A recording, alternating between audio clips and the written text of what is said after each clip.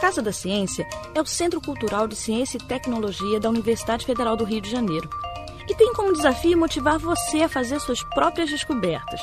Diversas exposições já passaram por aqui. Agora, você vai conhecer a exposição itinerante Energia Nuclear, realizada de 26 de março a 18 de julho de 2010, em parceria com a Comissão Nacional de Energia Nuclear. Entre e aproveite!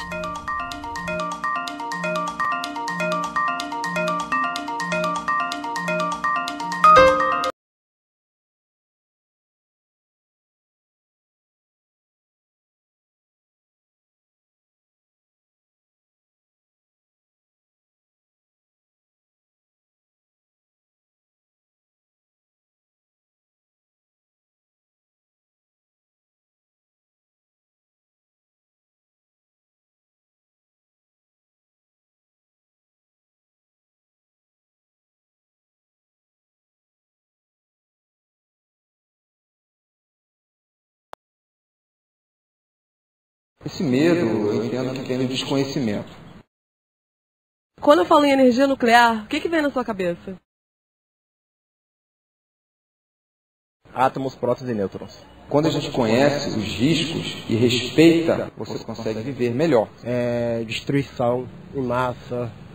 Uma energia que vem de um ponto muito pequeno, né? E que é muito forte, uma energia, né? É coisa que não é uma coisa muito boa. Perigo. Seria problema, né? Aquecimento, né? O calor, essa mudança de tempo doidona aí. Quando eu era criança, a gente achava que o mundo podia acabar numa guerra atômica. E parece que em alguns momentos esteve até próximo disso. Então havia o medo de que em qualquer momento uma confusão entre os Estados Unidos e a União Soviética fosse acabar com o mundo. Então, isso é normalmente ligado com a energia nuclear na forma das armas nucleares, não na forma pacífica, evidente, mas na forma das armas nucleares. Então, isso era um medo que a sociedade tinha na época. A sociedade hoje, as crianças de hoje, o medo delas é o medo do aquecimento global. Ela pode ser usada para o bem como para o mal, como tudo, né? Até avião. Santos Dumont foi usado para o mal, porque ele morreu triste, né? Você faz uma radiografia. Quando você volta do hospital, você volta radioativo? Não. A questão de uma energia alternativa. A energia mais limpa que tem no mundo. Uma fonte de energia. Acho importantíssimo para a nossa sociedade. Uma forma de energia alternativa. Uma fonte nova de energia, né? Uma outra opção. Energia muito boa. Para fazer muitas coisas para o futuro. A radioatividade está no nosso cotidiano, porque inclusive vários objetos que nos cercam têm radioatividade. Se for utilizado com cuidado, acho que é válido. Eu acho que é muito bom, melhor do que várias outras energias que são utilizadas. É mais fácil você deixar a pessoa com medo do que convencê-la que algo não é perigoso, né? Você acha que a energia nuclear está no seu dia a dia? Não. Para começar, usa a radioterapia e etc. A parte de baixo do metrô, ela é toda radiografada, o seu veículo, o motor do seu carro. Como eu posso dizer assim? Até mesmo na medicina. As bebidas, uma latinha de Coca-Cola, uma latinha de cerveja, quando você abre, você sabe que a latinha está cheia. Mas quem é que garante esse controle desse processo? São fontes radioativas também. Eu trabalho com energia nuclear, no hospital de ortopedia, a gente utiliza todo o tempo, né? E tem uma série de outras aplicações, como por exemplo na área de perfilagem de poços de petróleo, você usa fontes radioativas para traçar o perfil do poço de petróleo, antes de começar a produzir. Você garante com esse teste, quando você tira o perfil daquele poço, né, você estuda as rochas através de fontes radioativas e com isso você obtém informações que te precisa a quantidade de petróleo e de gás que aquele poço vai produzir. Mas também a energia nuclear tem aplicações que as pessoas desconhecem. Fora energia elétrica? Não. Mas podia se olhar mais alternativas. Né? Na área de museus, né, e bibliotecas, que tem muitos livros antigos. E esses livros costumam ser atacados por traças, por fungos. E a irradiação industrial, ela elimina esse tipo de fungo. E com isso você conserva os livros. uso na conservação de alimentos. Há um exemplo que poucos talvez conheçam, mas que é uma realidade. Na década de 70 se verificou nos Estados Unidos, principalmente nas grandes cidades, que havia um grande número de casos de infecções do aparelho gastrointestinal, devido a infecções por ingestão de alimentos mal cozidos. É a questão do fast food, dos hambúrgueres, que levam uma fritura muito rápida e não no tempo necessário para matar os micro-organismos. Então, depois de vários estudos, se verificou que esta era a causa, e uma das soluções foi usar a radiação nuclear para matar esses micro-organismos. Então, os hambúrgueres, quando são processados, eles passam por uma máquina que tem um irradiador, e esse irradiador serve para matar esses micro-organismos. Evidentemente que essa radiação, ela não contamina o hambúrguer, não tem nenhum efeito na saúde, no organismo humano, mas serve para matar esses micro-organismos, de forma que quando houver a fritura rápida, esse alimento ele não cause nenhum mal à saúde do consumidor. Isso é uma prática hoje usada em todo o mundo, e possivelmente todo mundo, jovens principalmente, gostam de comer lá seus hambúrgueres, mas sequer tem ideia que é uma utilização da energia nuclear que leva a evitar um problema no sistema gastrointestinal. Teve uma nova aplicação nas indústrias que processam carne. Né? É uma carne que você exporta, ela não pode, por exemplo, se você diz que aquela carne não tem osso, nem um pedacinho de osso, você tem que garantir isso para o mercado internacional. E como é que faz isso? Existe um equipamento que você consegue fazer você mede, o produto vai sendo produzido e ao mesmo tempo você vai fazendo, ele passa por um túnel com raio-x que ele verifica se tem qualquer estrutura que não seja carne. E se tiver, imediatamente ela é deslocado e o produto segue para ser comercializado. Isso é uma coisa interessante. Inclusive, esse mesmo equipamento te dá o percentual de gordura dessa carne. A energia nuclear também é usada para a esterilização das salas de cirurgias. Né? Esterilização de materiais cirúrgicos, hospitalares, esterilização de alimentos. Né? As pessoas que trabalham geralmente em raio-x, essas coisas, conseguem ter muito mais facilidade, câncer e problemas de pele do que pessoas que não trabalham. Você também tem na indústria para verificar concentrações de produtos em determinados processos industriais.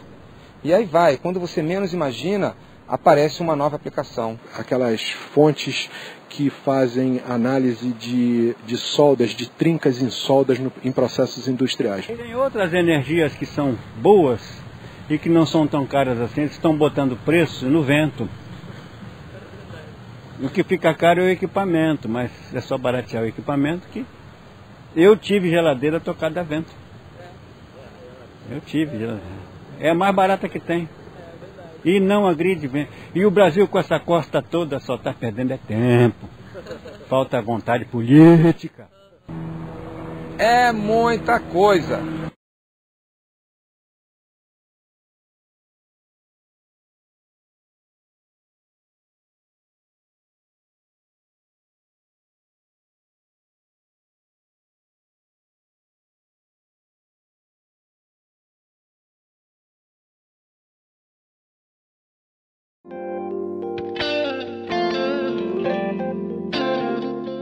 Para começar a entender essa história, o primeiro passo é saber que a radiação, a energia emitida pelo núcleo dos átomos, pode se comportar de diversas formas. Veja como a radiação se propaga através de raios alfa, beta e gama. Algumas radiações podem até atravessar o corpo humano e ser utilizadas para tratamento de tumores cancerígenos.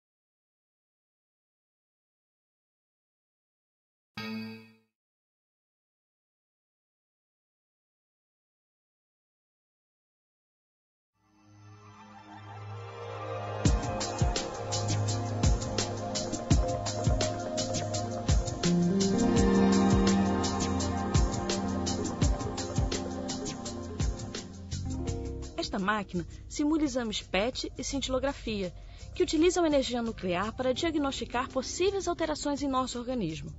Estamos falando da medicina nuclear. Experimente. Escolha a parte do corpo que deseja examinar e visualize os resultados. Do outro lado deste aparelho, acompanhe o percurso de uma paciente com câncer de mama, do diagnóstico ao tratamento, e assista a um vídeo com depoimentos sobre a doença.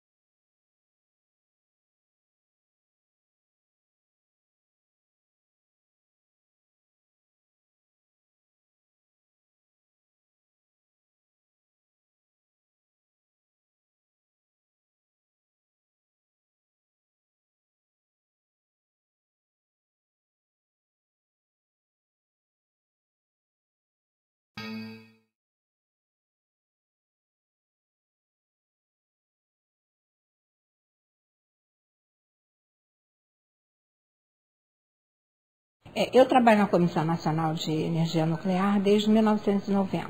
Eu antes trabalhava no órgão, que foi extinto, e vim trabalhar aqui. E o resultado, da tecnologia, da energia nuclear, que a princípio, eu trabalho muito diretamente com o público, às vezes quando a pessoa escuta a palavra energia nuclear, parece que ela já está levando uma carga de radiação, porque, elas se assustam com o nome, O nome, ainda para o grande público, ainda é temeroso. Não se sabe as aplicações da energia nuclear para esses tratamentos. E eles são usados numa gama enorme de tratamentos. Me parece, eu não sou da área técnica, vale alguma correção na minha fala nesse ponto. O iodo para o câncer de tireoide, no meu caso, mama, radioterapia, e tem vários outros radiofármacos para aplicação na medicina. Além da área da engenharia, agricultura, tem uma vasta aplicação que pode auxiliar, E eu fui uma beneficiária dessa energia nuclear com a radiação, que eu acho que fechou um ciclo de tratamento para mim. E ficou resolvido, periodicamente eu faço os meus exames, recentemente fiz, deu tudo bem. Então eu acredito que além de extirpar o tumor, o tratamento com a radioterapia é um grande auxiliar nesse tratamento. Eu fiz numa clínica onde tinha uma demanda muito grande, que é uma coisa que as pessoas, quando não estão dentro, precisando desse serviço, não sabem a dificuldade que se tem no país para se fazer uma radioterapia, uma demanda muito grande, então você perdia praticamente o dia. Então, durante 31 dias, eu me programava somente para isso. A minha vida se resumia em acordar e fazer a radioterapia, porque a espera, às vezes, chegavam pacientes de emergência, então tinham que ser encaixados, mas eu não sentia absolutamente nada. É uma coisa assim tão rápida, antes você faz a marcação de onde vai ser a aplicação, o ângulo da máquina, e essa também é uma sequela que ficou mais visível do que a marca da cirurgia, porque você fica marcado o resto da vida. São 2 pontinhos que você tem, tipo uma pontinha de lápis, que é a marcação, e você entra e dorme, acho que é uma fração de segundos que você fica lá. Não sei se existe um período maior para outro. É uma máquina, você deita, e fica deitado lá e é rápido, é muito rápido. A espera é infinitamente maior do que o momento da aplicação em si. Mas a radioterapia é indolor, rápida, e o resultado é fantástico. E a minha história é essa, e a cada dia eu brindo a vida. A radioterapia é rádio mais a palavra terapia. Terapia, tratamento. Então, é o tratamento usando as radiações ionizantes. Bom, pensa-se de claro, você não diz que eu devo me afastar das radiações ionizantes quando delas eu não preciso? Claro. Por quê? Porque é um dos indutores de câncer. Entretanto, quando você tem um tumor, são células malignas, e você quer destruir, então nesta hora você vai usar exatamente essa radiação para destruir aquelas células malignas. Então, esse é o princípio básico. Agora, a técnica não é assim tão simples, por quê? Se você tiver um tumor de bexiga, ele está dentro do abdômen. Você vai irradiar, as fontes de radiação estão do lado de fora. Então, nesse caminho entre a fonte e o tumor, existe tecido são, que não tem câncer, não tem nada. Então, se você irradiar com uma dose muito forte ali, você vai matar as células cancerígenas, mas vai matar também o que está bom. Então, aí começa a ciência de toda a calculeira da radioterapia. E entram os físicos. Aí os cálculos começaram a ficar mais sofisticados, porque cada vez mais se tinha conhecimento dos tecidos e da reação dos tecidos, então se bolava técnicas que concentrassem toda a dose de radiação naquele volume que o médico, claro, o médico é quem diz qual é o volume que ele quer irradiar, e o mínimo de dose possível nos tecidos sãos que estavam em volta. Então, essa é a arte da radioterapia. Tecnologia hoje, com a informática, é uma maravilha. Então, os aparelhos também foram sendo modificados para irradiar o paciente da melhor maneira possível, proporcionando as técnicas que os médicos desejavam e os físicos, e irradiando o mínimo possível as pessoas que trabalham ali em volta e que moram, que vivem por ali. Você trata câncer com 3 coisas: cirurgia, radioterapia e quimioterapia. Então, cada tipo tem tumores que não respondem nada à radioterapia. A radiação não acontece nada. E responde muito bem à quimioterapia, né? Tem outros tumores que, se o tumor às vezes não é muito grande, é bem localizado, é detectado no início, né? Porque toda doença, se você consegue detectar no início, a sua chance de cura é muito maior, né? Então, uma cirurgia que consiga tirar, está bem localizado, tirar tudo, às vezes não acontece, não precisa de mais nada. Em alguns outros casos, se o médico desconfia que pode ter alguma celulinha, saiu qualquer coisa, às vezes faz um pouco de químio, um pouco de radioterapia. Aí depende do tipo de tumor. Então, é o médico quem vai dizer qual é o tratamento. Se ele vai fazer só cirurgia e depois irradia, ou, por exemplo, às vezes tumores abdominais muito grandes, cuja cirurgia pode ser muito complicada, e eles se reduzem com radiação. Então, o paciente, às vezes, pode ser irradiado antes para reduzir o tumor e ter uma cirurgia com mais sucesso, né? Você pode ter um médico maravilhoso, os físicos que fizeram planejamentos maravilhosos, mas quem executa é o técnico. Agora, é o técnico quem está todo dia junto ao paciente. É o técnico que tem que prestar atenção, porque ele tem que ser, aquela região a ser irradiada tem que ser colocada milimetricamente embaixo daquele feixe de radiação, porque senão você vai irradiar o que está bom e vai deixar de irradiar o que está mal. Então, o técnico também é importantíssimo neste contexto. E todos elogiam muitíssimo a atenção e o cuidado desses técnicos, né? Que isso é que faz o sucesso de um tratamento, né? Eu trabalho com a mesma formação que eu tive na Comissão de Energia Nuclear. Construir o Brasil, não destruir nada, ajudar que tudo seja melhorado e que todo mundo ande para frente. Eu tive um carcinoma, um câncer na mama direita, né? Eu descobri por exame de toque, né? Eu todo mês, né, faço autoexame, aquela coisa toda. Eu descobri que tinha um caroço, que eu estava sentindo, que estava meio estranho ali, né? Fui no médico. O médico mesmo não sentiu nada, ele próprio não percebeu. Mas como a gente se conhece, né, todo mês fazendo exame e tal, eu falei, não, tem alguma coisa aqui.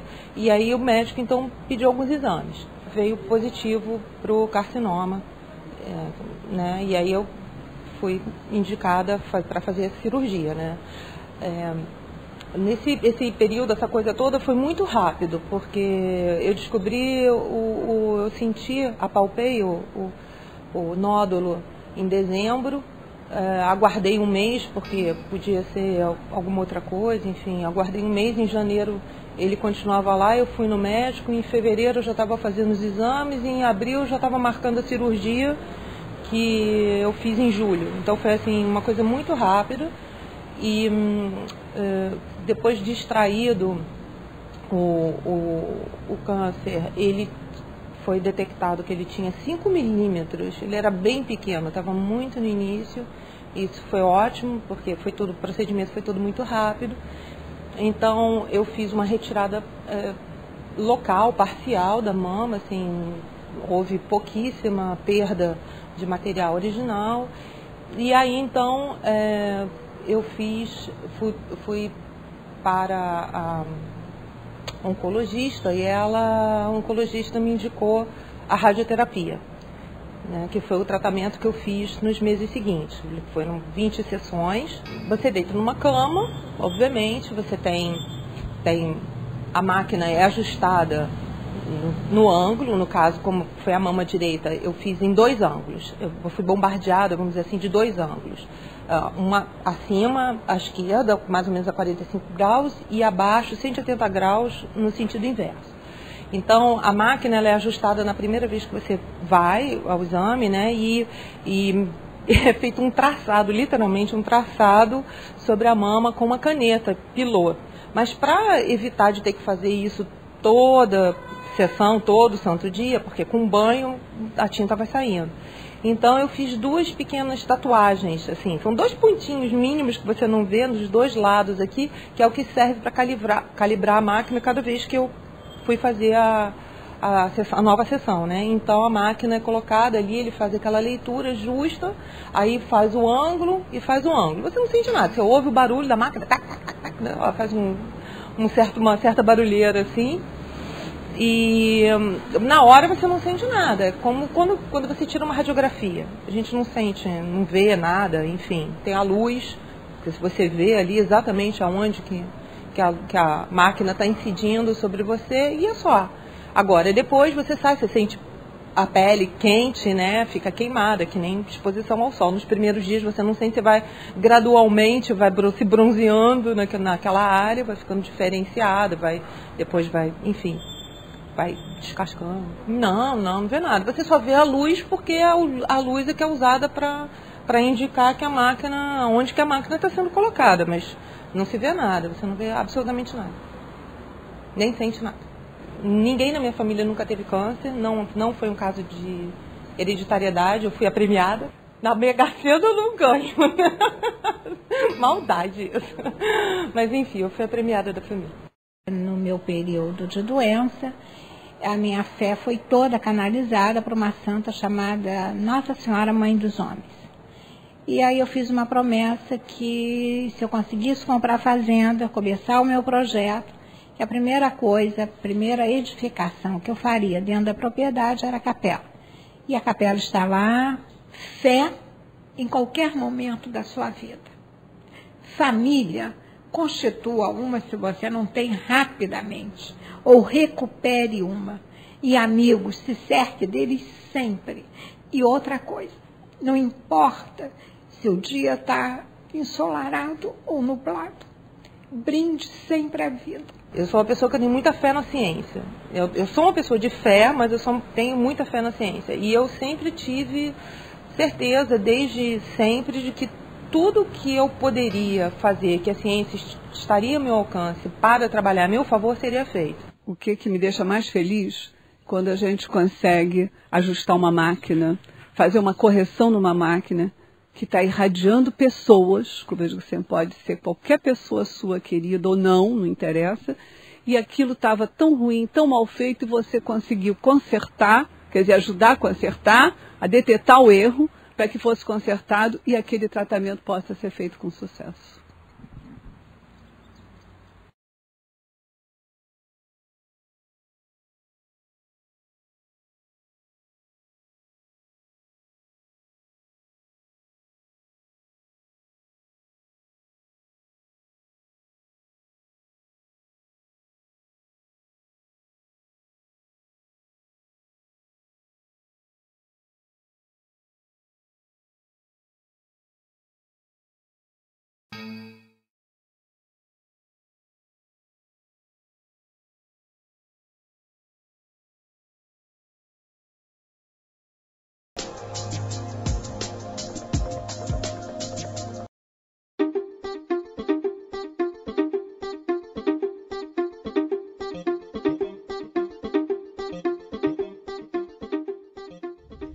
Você já ouviu falar que tudo é feito de átomos? O átomo possui um núcleo pequeno, carregado positivamente e cercado por elétrons e órbitas circulares. Mas como podemos visualizar estruturas que parecem tão complexas e inacessíveis ao nosso olhar? Acima de nós, uma representação da organização dos átomos. Esse mobile retrata o formato da cadeia cristalina do urânio metálico.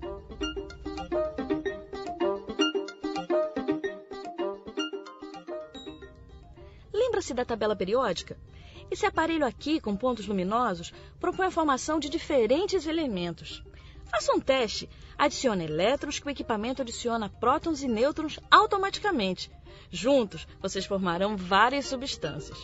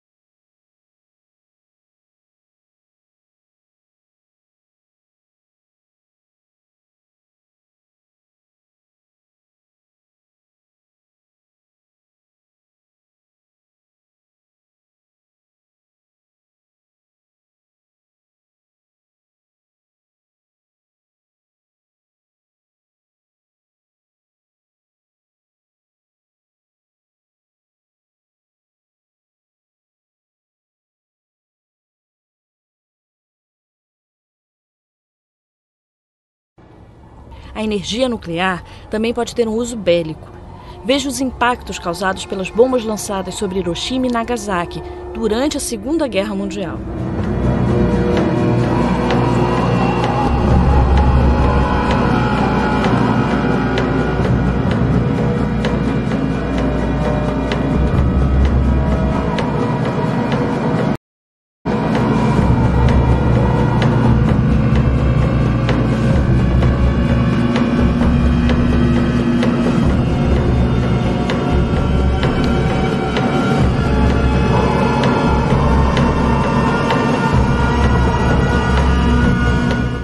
Eu, idade de 21 anos, na época, polícia militar, não, soldado japonês.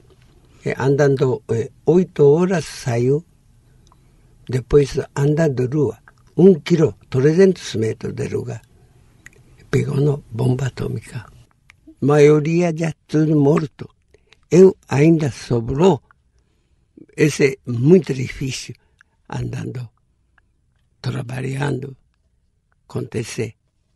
63 anos hoje, nunca esquecer, não. Muito triste na cidade inteira, sabe? 14 mil pessoas na hora morreu, cidade inteira. Já pensado?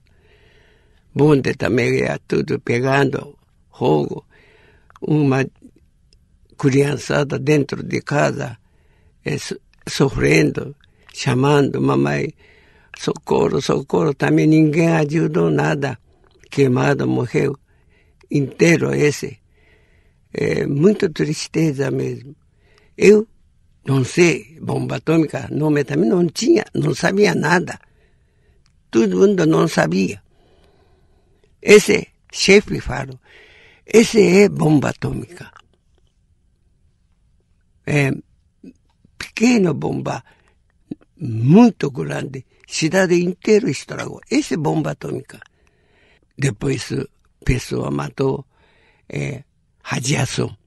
Dentro do Japão, pessoas, hibakusha, governo, remédio, também tudo ajuda. Dinheiro também ajuda todo mês. Nunca mais bomba atômica no mundo. Isso é importante mesmo. Muito obrigado. Nunca mais bomba atômica no mundo.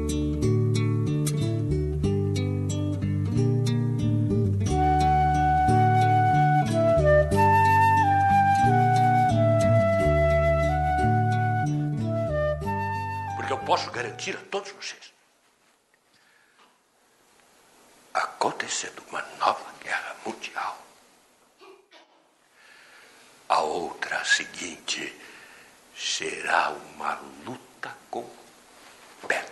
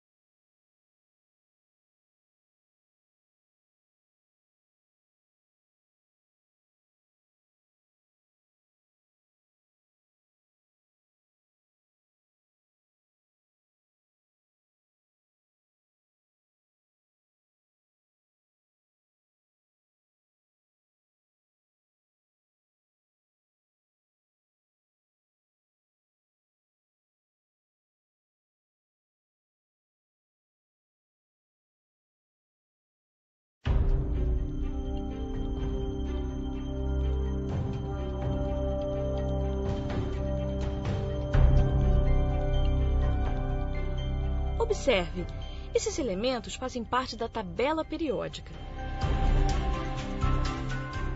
Descubra o segredo da química dos fenômenos naturais e a composição de objetos do nosso cotidiano. E também encontre elementos químicos radioativos que geram energia elétrica a partir da energia nuclear.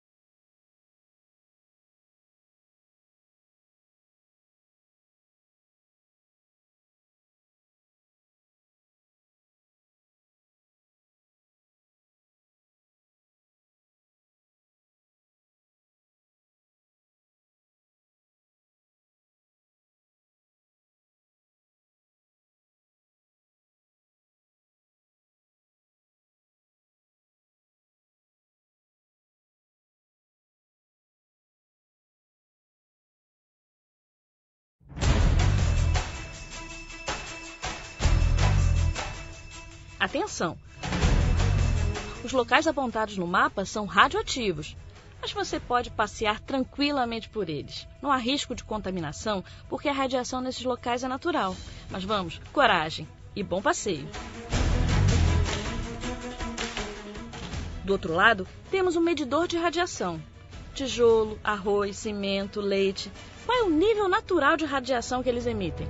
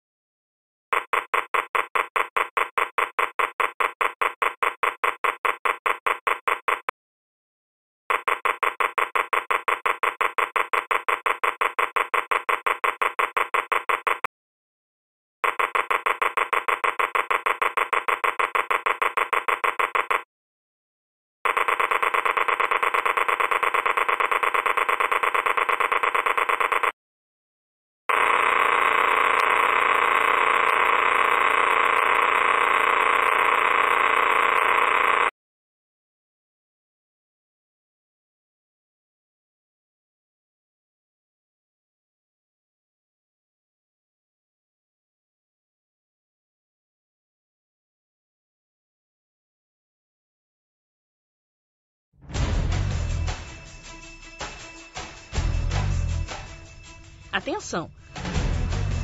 Os locais apontados no mapa são radioativos, mas você pode passear tranquilamente por eles. Não há risco de contaminação, porque a radiação nesses locais é natural. Mas vamos, coragem e bom passeio! Do outro lado, temos um medidor de radiação. Tijolo, arroz, cimento, leite. Qual é o nível natural de radiação que eles emitem? Você descobrirá os incríveis níveis de radiação presentes em algumas substâncias do nosso dia a dia. Boa sorte, cientista!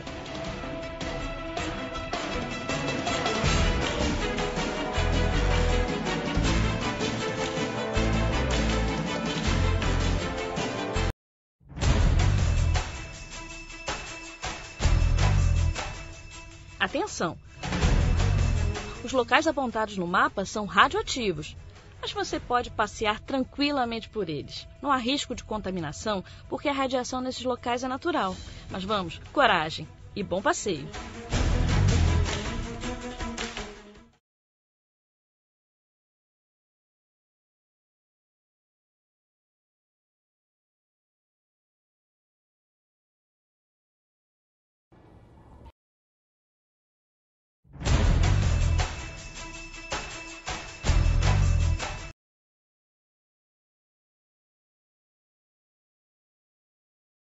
Na história da energia nuclear existem 2 acidentes que geraram bastante estudos e melhorias na segurança das operações das usinas. O primeiro acidente deles foi o acidente de TMI, nos Estados Unidos. Então, uma usina de projeto bastante semelhante à usina de Angra 1 e Angra 2 teve um problema. Lá ocorreu uma fusão do núcleo, mas devido ao projeto da usina, devido ao acidente em questão em si, não teve nenhuma consequência para o meio ambiente. Houveram consequências sim, mas foi da parte social e emocional, justamente por causa do medo e do pânico, aconteceram algumas circunstâncias não desejáveis. Mas em função das consequências de liberação de material radioativo, não aconteceu nenhuma. Por quê? Porque esse projeto de usina ele tem um dispositivo chamado contenção metálica, cuja finalidade é absorver, armazenar toda a energia que vem do núcleo do reator. Então todo o material de fissão ficou contido ali dentro.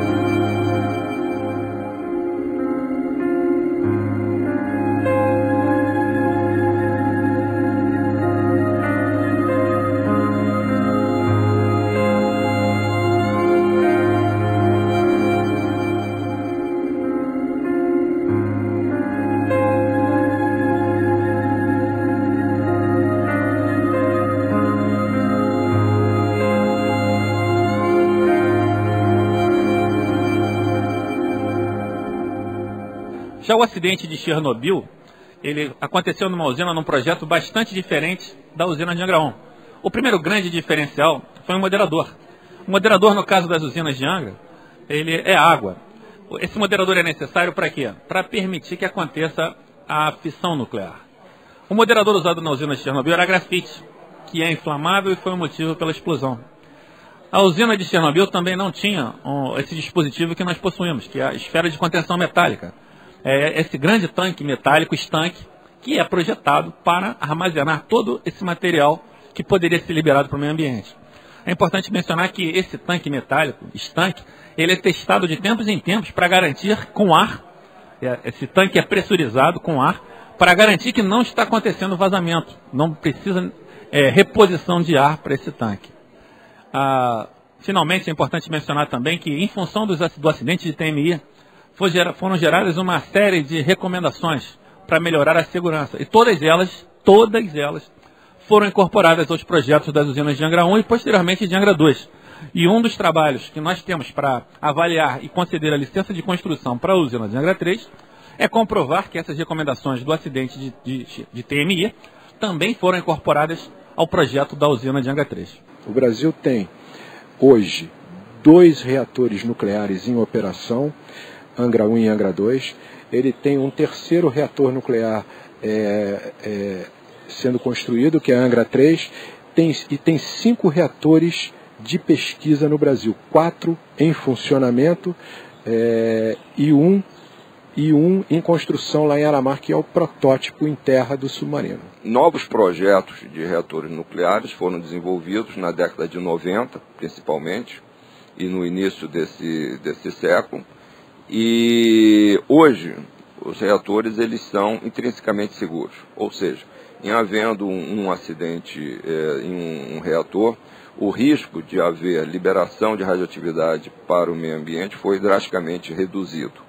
Então, posso dizer que os reatores, do que a gente chama da terceira geração, e apenas como referência, os reatores hoje em operação no mundo, que são ao todo 444 reatores nucleares, eles são da geração 2. Então, os próximos que serão comissionados e entrarão em operação já nos próximos 3, 4 anos, são da geração 3, eles têm sistemas de engenharia que garantem que, no caso de um acidente, todo o material radioativo fica limitado à área da própria usina nuclear. Quando aconteceu o acidente de Goiânia, infelizmente, algumas pessoas faleceram, mas foi um alerta muito grande para essas responsabilidades que estavam nos documentos, mas que por falta de pessoal, por falta de recursos e por falta de um acidente que chamasse atenção, digamos assim, elas continuavam omissas. A gente se expôs em níveis muito altos de radiação. Eu fui, se não me engano, o terceiro em maior dose. E na hora da paixão de querer resolver o problema das pessoas que estavam fora das suas casas, que tinham medo do que comiam, que tinham medo de como viviam, isso fazia a gente se expor, às vezes além do que a gente devia.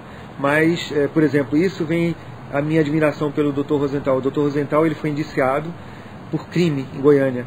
No entanto, as pessoas só acreditavam nele. O que ele falava era lei em Goiânia. Então, e ele foi de uma dedicação absurda em relação a Goiânia. E Goiânia também ensinou muito a gente.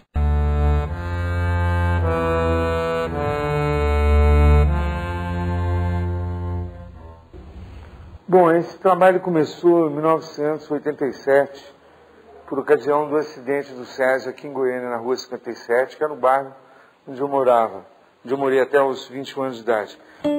Então aqui, por exemplo, olha, você tem as frutas, né? Você tem as bolinhas de gude que em cima, né?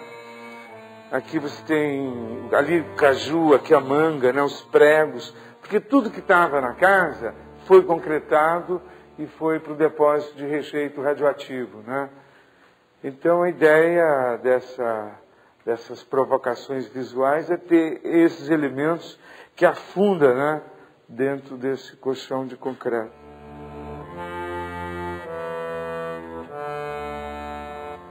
Com essa outra aqui que tem a cadeira e a marreta, né? A marreta é o símbolo que eles usaram para arrebentar e abrir e tirar a cápsula do César.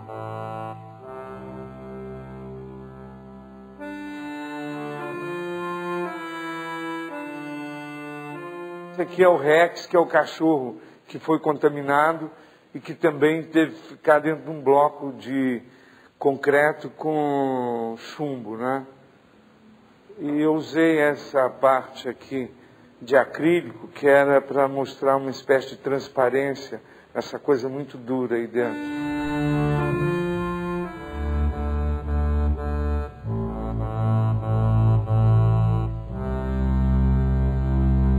preocupação que a gente tinha era informar a população. Isso eu fazia e com prazer e o máximo. Às vezes a gente ia dormir 2 horas da manhã, acordava 7 da manhã para já estar em campo.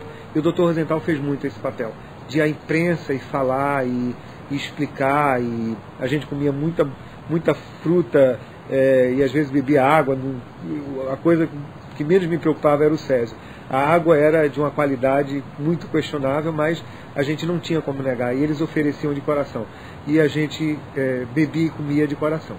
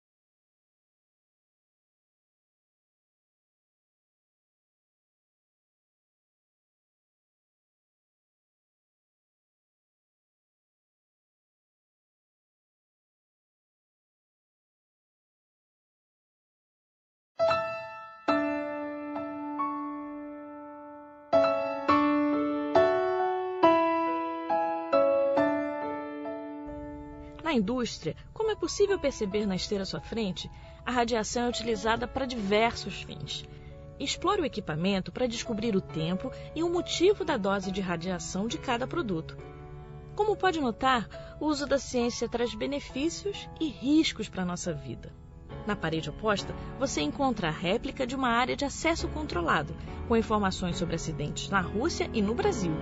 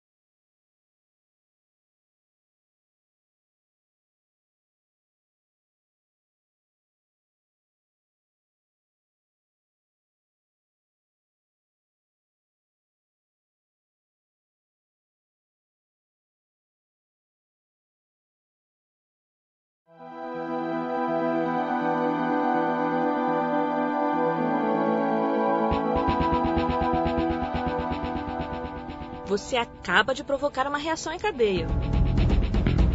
Essa reação segue um padrão que se inicia com um único nêutron.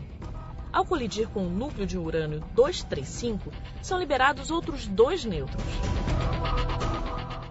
cada vez que eles se desprendem, há liberação de energia, que pode ser controlada ou descontrolada. Nas usinas nucleares, através desse processo, gera-se energia controlada. As bombas atômicas, entretanto, são geradas a partir de energia descontrolada.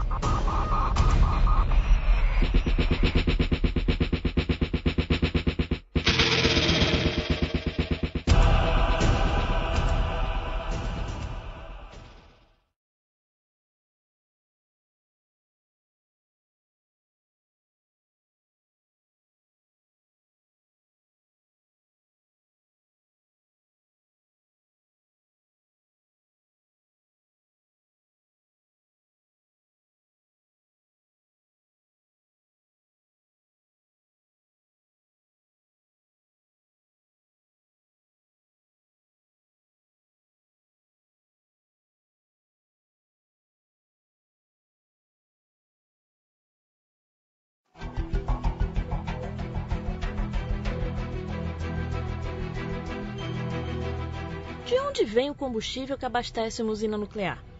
Descubra o ciclo neste painel. Mas não dá para conhecer assim vestido de qualquer jeito. Antes, observe o equipamento de proteção individual que deve ser usado. Avance e entenda o funcionamento de uma usina nuclear.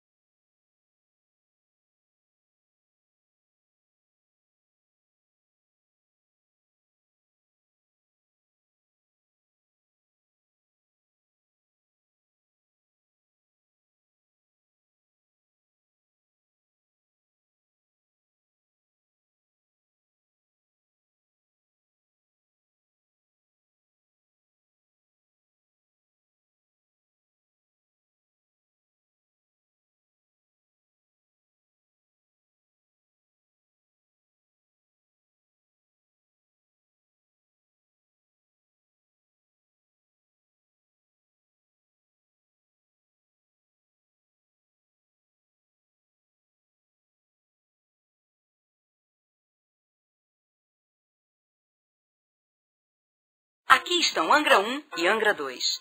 As usinas que produzem energia limpa e segura, respeitando o meio ambiente, não poderiam estar em melhor lugar, num convívio harmônico com a beleza preservada dessa região. Angra 1 entrou em funcionamento em 1985, Angra 2 em 2000. Para você ter uma ideia da importância das usinas nucleares brasileiras, a energia produzida aqui corresponde à metade de toda a energia consumida no estado do Rio de Janeiro. Diferente de outras usinas, uma usina nuclear não depende das chuvas para regular sua potência de energia, nem depende da queima de nenhuma matéria-prima gerando gases poluentes e prejudiciais à atmosfera. Uma usina nuclear ocupa um espaço pequeno e gera muita energia, como você vai ver a seguir. Uma usina nuclear funciona como uma usina térmica convencional, só que para gerar o calor não usa combustão de carvão, óleo ou gás. A matéria-prima aqui é o urânio. Os elementos combustíveis das usinas são compostos por varetas cheias de pequenas pastilhas cerâmicas de dióxido de urânio. Vamos ver isso de perto. A geração de energia começa com a fissão dos átomos de urânio dentro do núcleo do reator. Essa fissão gera calor e aquece a água do sistema primário. No gerador de vapor, essa água aquece a água do sistema secundário, transformando-a em vapor. Após movimentar a turbina, esse vapor passa pelo condensador, onde é resfriado pela água do mar. O gerador elétrico, acoplado ao eixo da turbina, produz a eletricidade que abastece a rede de energia elétrica. O combustível, depois de utilizado, é armazenado aqui mesmo na usina, assim como todos os outros resíduos. Aqui desta sala de controle, profissionais sempre atentos vão coordenando todas as operações e o perfeito funcionamento da usina 24 horas. Outro orgulho da Eletronuclear é o reconhecimento dos profissionais que trabalham aqui. Hoje, nossos técnicos são respeitados mundialmente, colocando o Brasil no primeiro time quando o assunto é energia nuclear. Antes de trabalhar na usina, esses técnicos passam por um treinamento rigoroso em simuladores como esse, do Centro de Treinamento. Energia é essa força natural que está no vento, no ar, na movimentação das águas, no trovão. É o que se sente só de pisar a terra. Mas também está nas pessoas, no gesto firme, no zelo, no olhar atento e amoroso. Porque a energia está nos projetos de sonho que alimentam a humanidade.